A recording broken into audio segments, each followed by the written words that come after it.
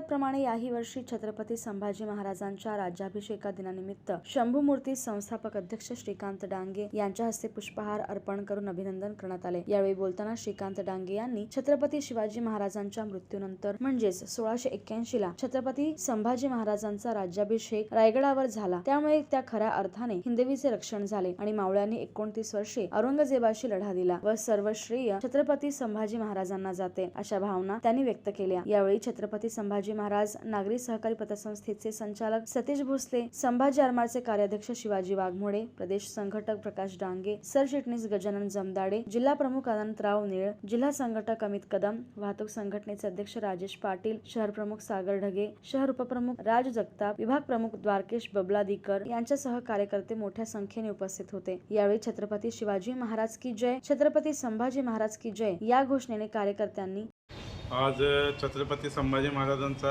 राज्याभिषेक दिन आहे। 16 जानेवारी 1681 या दिवशी किल्ले रायगड येथे छत्रपती संभाजी महाराजांचा राज्याभिषेक संपन्न झाला होता। छत्रपती शिवाजी महाराजांच्या मृत्यूनंतर छत्रपती संभाजी महाराज गादीवर आले। या दिवशी छत्रपती संभाजी महाराजांचा राज्याभिषेक झाला। संभाजी महाराजांचा राज्याभिषेक झाल्यामुळेच हिंदवी स्वराज्याचं रक्षण झालं।